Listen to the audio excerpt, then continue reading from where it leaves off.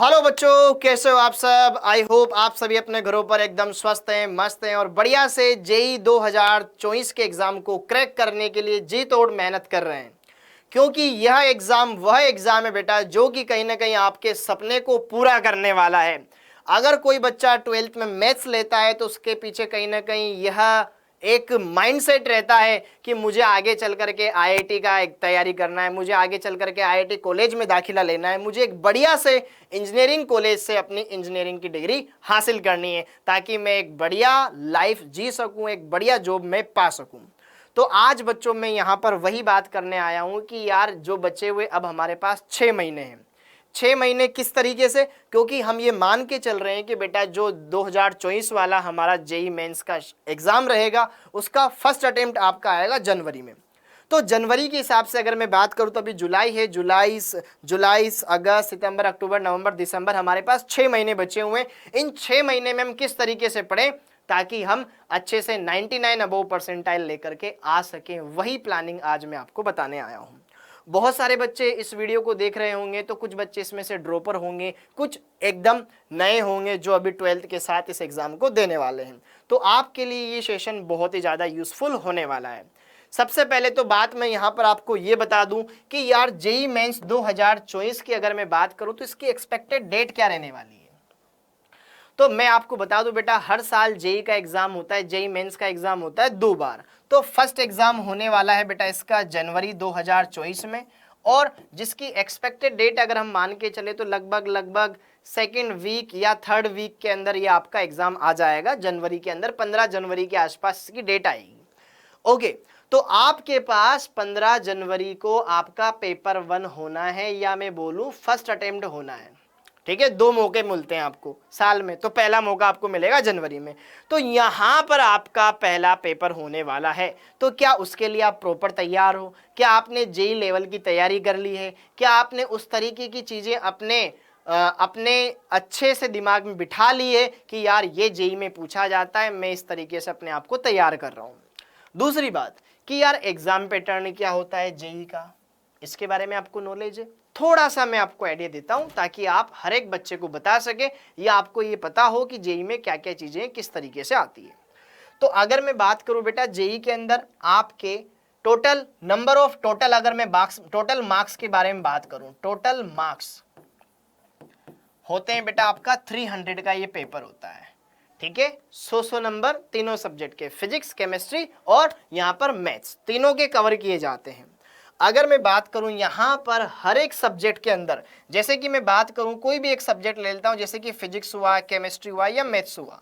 ठीक है, यहां पर टोटल आपके जो क्वेश्चंस रहेंगे, यहां पर हर एक सब्जेक्ट से आपके 30 क्वेश्चंस, ठीक है, हर एक सब्जेक्ट के 30 क्वेश्चंस रहेंगे सेक्शन ए और सेक्शन बी के अंदर। ठीक है, यहां पर जो टोटल क्वेश्चंस है हर एक सब्जेक्ट के वो कितने रहेंगे, 30 फिजिक्स के, 30 केमिस्ट्री के और 30 ही मैथ्स के। लेकिन ये 2 सेक्शन में डिवाइड रहेंगे, 2 सेक्शन में डिवाइड रहेंगे। ठीक है, 20 क्वेश्चन सेक्शन ए के अंदर और 10 क्वेश्चन सेक्शन बी के अंदर। सेम उसी तरीके से बेटा 20 सेक्शन ए में, 10 सेक्शन बी में, 20 सेक्शन ए में और 10 सेक्शन बी में रहेंगे। पता तो हो आपको ये बात। और अगली बात, आपको टोटल 25 ही क्वेश्चन करने हैं। सेक्शन ए के तो पूरे के पूरे 20 लगाने की आप कोशिश कर सकते हैं अच्छे से तीनों में, लेकिन जो आपका बी सेक्शन है इसमें से आपको कोई 5 करने हैं। तो आपको टोटल 25 ही क्वेश्चन करने हैं, टोटल 25 ही क्वेश्चन करने हैं। 25 यहां पे आप लगा सकते हो, 25 यहां पर और 25 यहां पर मैक्सिमम क्वेश्चन, इसमें 5 5 5, तो टोटल 90 क्वेश्चन आते हैं जिसमें से आपको 75 ही लगाने हैं। ठीक है, तो यह बात आपको ध्यान में रखनी है और उसी के हिसाब से आपको मार्क्स मिलेंगे। डन हो गया, दिमाग में बात फिट कर लो अच्छे से। जो जितना बढ़िया एफर्ट मारेगा, जितने बढ़िया स्कोर लेकर आएगा, उसके सेलेक्ट होने के चांस उतने ही ज्यादा हैं। अब बात करें कि यार 2023 में सर मार्क्स वर्सेस परसेंटाइल का क्या सीन रहा था, सर कितने मार्क्स पर कितना परसेंटाइल बिना था, तो ताकि हम उस तरीके से अपनी अप्रोच को लगाएं और साल भर वैसे मेहनत करें और रिजल्ट लेकर आएं। तो अगर मैं यहां पर बात करूं यार परसेंटाइल, कितने परसेंटाइल कितने मार्क्स पर आया होगा। तो यहां पर मैं बात करूं 99.5 परसेंटाइल की। क्लियर है? ओके, आप 99.5 बच्चों से आगे हो, ठीक है। तो ये तब रहोगे जब आप 300 में से 206 नंबर लेकर आओगे। ये 2023 का सीन है। और अगर आपके इतने नंबर लेकर आते हो बेटा जेई मेंस में, तो आपको आराम से डेफिनेटली एक टॉप एनआईटी के अंदर बढ़िया से सीएस ब्रांच मिल जाएगी। अगर आप सिर्फ एनआईटी में जाना चाहते हो, बहुत सारे बच्चे ऐसे होंगे जिनके पास अब जेई एडवांस का मौका नहीं रहा होगा, उनके 2 अटेम्प्ट ऑलरेडी बर्बाद हो चुके हैं, तो इस साल अब वो मेहनत कर रहे हैं। तो अगर आप 99.5 परसेंटाइल या उससे ज़्यादा लेकर आते हो, तो आप लगभग अगर आपके 200 या 206 नंबर आ रहे हैं, तो आप इतने परसेंटाइल लेकर आ सकते हो। अगर आपके पेपर में 180 185 लगभग नंबर आ रहे हैं, तो बेटा आप 99 अबव परसेंटाइल लेकर के आ जाओगे। 170 के लगभग आ रहे हैं, तो आपके 98 परसेंटाइल अबव नंबर आ जाएगा। 158 के लगभग 98 परसेंटाइल आ जाएगा। 149 के लगभग 97.5 और 140 के लगभग आता है, तो आपके 97 प्लस परसेंटाइल बनेगी। ओके, तो यहां तक की परसेंटाइल मैटर करती है, ये बाकी की परसेंटाइल उतनी मैटर नहीं करती। अगर आप जनरल कैटेगरी के या ओबीसी कैटेगरी के कैंडिडेट हैं, तो आपको ध्यान रखना है कि 97 से ऊपर ही आए आपकी परसेंटाइल, तो ही आपके चांस है एक अच्छे एनआईटी कॉलेज में दाखिले के। जितना आप ऊपर जितनी अच्छी परसेंटाइल लेकर आओगे, उतनी अच्छी एनआईटी आपको मिलेगी। टॉप 10 एनआईटी में मिल जाएगी। फिर अदरवाइज टियर 2 या टियर 3 एनआईटी के अंदर आपका सिलेक्शन होगा, जिसमें कोई ब्रांच आपको मिल सकती है। तो ये आपको ध्यान रखना है, इसका स्क्रीनशॉट ले लो। अगली बात कि यार अगर मुझे टॉप एनआईटी में दाखिला लेना है, तो उसके लिए मेरा टारगेट क्या होना चाहिए? सर अब मैं इस टारगेट को देख करके आगे बढ़ना चाहता हूं। मेरा टारगेट ये होना चाहिए, अगर आप टॉप एनआईटी में जाना चाहते हो विद सीएस ब्रांच, आप कंप्यूटर साइंस लेना चाहते हो, तो बेटा तुम्हें कम से कम 220 प्लस स्कोर करना चाहिए। 220, 300 में से आपको 220 मिनिमम स्कोर करना होगा। टॉप एनआईटी, बट उसके अलावा कोई दूसरी ब्रांच चाहिए। मुझे टॉप एनआईटी मिल जाए, लेकिन उसमें मैं सीएस के अलावा कोई दूसरी ब्रांच लेना चाहता हूं, तो 160 प्लस स्कोर करना पड़ेगा तुम्हें। ओके, और अगर आप टीयर 2 एनआईटीज, मतलब जो टॉप की नहीं है लेकिन सेकंड लेवल की है, ठीक है, उन पर अगर आप जाना चाहते हो, तो यहां पर आपको 190 प्लस, क्योंकि बहुत सारी एनआईटीज ऐसी है जिनकी अगर आप टॉप ब्रांच में जाना चाहते हो, जैसे कि सीएस ब्रांच में जाना चाहते हो, तो वहां पर आपको थोड़े नंबर ज्यादा लाने पड़ेंगे। और अगर टीयर 2 में जाना चाहते हो कोई एनी ब्रांच में, तो 140 प्लस। ओके, और टियर 3 में, लेकिन अगर सीएस ब्रांच देख रहे हो वहां पर, तो लगभग 160 प्लस आपको नंबर लेकर आने पड़ेंगे। तो इस तरीके से आपको मेहनत भी करनी है। अब सर आपने ये तो बता दिया कि 2024 में एग्जाम पैटर्न क्या होने वाला है, 2024 की एग्जाम डेट क्या होने वाली, 2023 में क्या क्या रहा था। अब हम किस तरीके से 99 अबोव परसेंटाइल का प्लान बनाएं। सबसे इंपॉर्टेंट है आपका टाइम टेबल।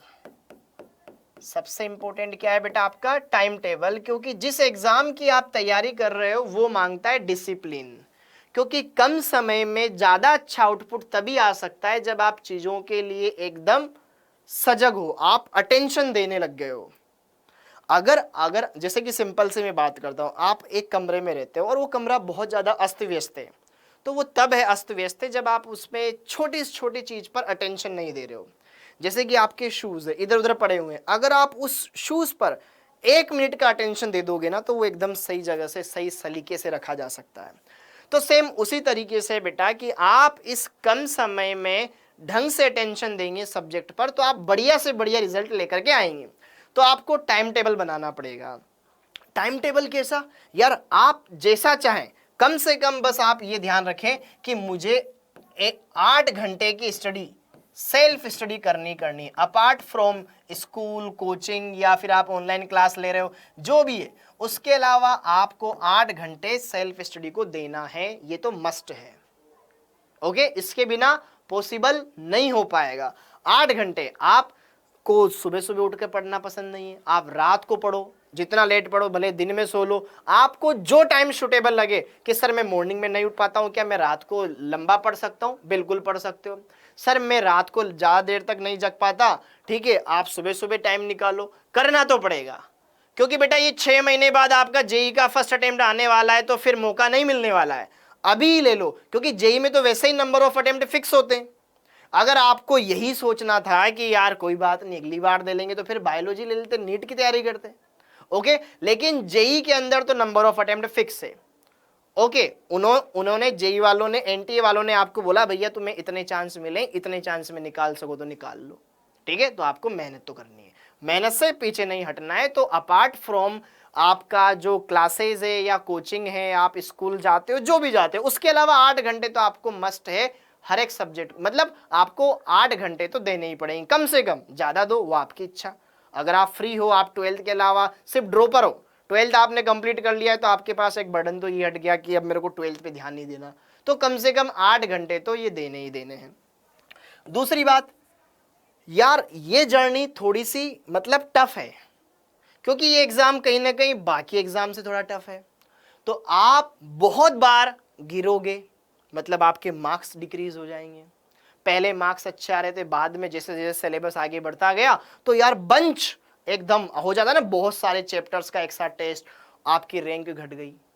होएगा, हमारे साथ भी हुआ था, आपके साथ भी होगा, आपके आने वाले आगे अदर स्टूडेंट्स के साथ भी होगा।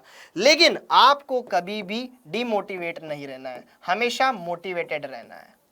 और ऐसा कोई इंसान भी नहीं है जो हर वक्त मोटिवेट रहता है, लेकिन कोशिश करें आपका डिमोटिवेशन मुश्किल से 15-20 मिनट, आधा 1 घंटा रहना चाहिए। दिन भर आप तो टेंशन में रह रहे हो, यार मेरा क्या होगा, मेरे तो नंबर ही नहीं आ रहे हैं, फिर तो आपके पास न तो आपका कोई दोस्त बनेगा, क्योंकि ऐसे इंसान के आसपास कोई रहना ही नहीं पसंद करेगा। अरे यार जब भी इसके पास जाते हैं वही अपनी पुरानी बातें लेकर के बैठा रहता है। ठीक है, तो ऐसे काम नहीं चलेगा, थोड़ा मोटिवेटेड रहना पड़ेगा, ये भी बहुत जरूरी है। ठीक है, डिसिप्लिन मेंटेन करना पड़ेगा। और दूसरी बात, आपको अपना स्टडी मटेरियल, सबसे इंपॉर्टेंट है, स्टडी मटेरियल लिमिटेड करना पड़ेगा, स्टडी मटेरियल लिमिटेड करना पड़ेगा। क्योंकि हम कभी कभी ना इतने जोश में आ जाते हैं कि मेरे से ज्यादा आईआईटी की तैयारी कोई दूसरा कर ही नहीं रहा है। ठीक है, मेरे से ज्यादा बढ़िया आईआईटी की तैयारी दूसरा कर ही नहीं रहा है। सर मेरे पास एनसीईआरटी भी है, मैंने सुना था एनसीईआरटी बहुत बढ़िया है, मैंने एनसीईआरटी भी खरीद ली। सर मैंने ना उस पब्लिकेशन की बुक खरीद ली, मेरे पास सिंगेज है, मेरे पास एररलेस है, मेरे पास एनसीईआरटी फिंगर टिप्स है, मेरे पास सब कुछ है, मेरे पास कोचिंग के मॉड्यूल है, मेरे पास पीवाईक्यूज है, सब कुछ है। अब इतना सारा है तो फिर बेटा आप सेलेक्ट नहीं कर पाओगे चीजों को। आप अपने स्टडी मटेरियल को सीमित रखें और उसी पर बढ़िया से फोकस करें। एनसीईआरटी होनी चाहिए, बढ़िया बात है, आपके पास पीवाईक्यूज की बुक है, अच्छी बात है, उसमें एक्स्ट्रा क्वेश्चंस भी आपको मिल जाएंगे। और सबसे इंपॉर्टेंट है आपके टीचर के नोट्स, जिस टीचर से आप पढ़ रहे हो उस टीचर के नोट्स वो प्रॉपर होने चाहिए, वरना ये रखी की रखी रह जाएगी। ठीक है, अगर आपने ढंग से नोट्स नहीं पढ़े तो आपको थ्योरेटिकल नॉलेज नहीं रहेगी, तो आपको कॉन्सेप्ट याद नहीं रहेगा, तो आप क्वेश्चन लगा रहे हो लेकिन कैसे करना था, कॉन्सेप्ट तो पता ही नहीं है, वो तो गया, हमने पढ़ा ही नहीं, हमारा बैकलॉग हो गया, तो कैसे करोगे। तो नोट्स प्रॉपर बनाने और टेस्ट से कभी गद्दारी नहीं करबो। ठीक है, गद्दारी नहीं करना है, गद्दारी करोगे तो फिर मार्क्स तुम्हारे कटेंगे। तो कम टाइम में ज्यादा बढ़िया तरीके से आप चीजें कर सकते हो, कुछ चीजें बस इनको फॉलो करना है। कॉन्सेप्ट क्लियर करते हुए चलो, कैसे ही हर एक चीज क्लियर होती चली जाएगी, तुम्हें भी पता नहीं चलेगा, टाइम के साथ सारी चीजें क्लियर होती जाएगी। और अब 6 महीने का हमारे पास टाइम है, तो जितने ज्यादा हो सके क्वेश्चंस लगाओ। थ्योरी पढ़ ली ना, ठीक है, थ्योरी पढ़ ली, अब मैं क्वेश्चन लगाऊंगा, क्योंकि जेई बेटा कम टाइम का एक बहुत ही बढ़िया एग्जाम है जो कि आपको निकालना है। अगर आप थ्योरी पढ़ते रहोगे, क्वेश्चन नहीं लगाओगे तो आपके नंबर नहीं आएंगे। आप पूछ लेना, आप किसी भी आपके बड़े भाई से या जो सीनियर है जिसने जेई की तैयारी करी है, वो यही बोलेगा कि यार हम तो सिर्फ थ्योरी पढ़ने में रह गए, हमें क्वेश्चन लगाने चाहिए थे, नहीं लगा पाए। ये हम एक्सपीरियंस से बता रहे हैं भाई, ये एग्जाम आपकी प्रैक्टिस मांगता है, जितनी ज्यादा प्रैक्टिस होगी उतने ज्यादा बढ़िया आपके स्कोर आएगा। और अगर आप 300 में से अगर आप आराम से 200 या 210 या 200 प्लस मार्क्स लेकर आ जाते हो, आपको डेफिनेटली 99 अबव परसेंटाइल मिल जाएगा बेटा। और इतनी परसेंटाइल पर तो इतना परसेंटाइल आपको मिल जाएगा, और इतनी परसेंटाइल पर तो आपको टॉप एनआईटी मिल जाएगी।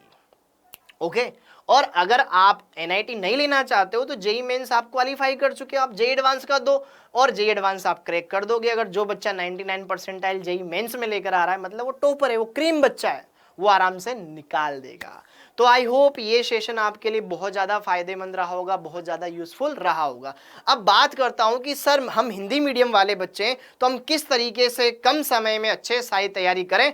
तो मैं आपको बता दूं यहाँ पर कि यार अभी अभी हमारा एक बैच लॉन्च हुआ है आरंभ 2.0, जो कि हिंदी माध्यम का एक बहुत ही बढ़िया बैच है, 15 जून से स्टार्ट हुआ है। अगर आप चाहते हैं बढ़िया से तैयारी करना, इस बैच में आइए, बढ़िया से आपको सारी चीजें देखने को मिलेगी। इस बैच से रिलेटेड जितनी भी इंफॉर्मेशन है बेटा वो आपको डिस्क्रिप्शन पे एक लिंक दिया गया है, उस लिंक पर क्लिक कीजिए, आपको एक नंबर दे रखा है, उस नंबर पर फोन कीजिए, सब चीजें आपको देखने को मिलेगी, हर एक चीज बढ़िया से बढ़िया देखने को मिलेगी। ओके, और वही टीचर्स पढ़ाएंगे जिनको आप ऑलरेडी जानते हैं बढ़िया। जैसे कि केमिस्ट्री में अगर मैं बात करूं तो केमिस्ट्री मैं पढ़ाने वाला हूं।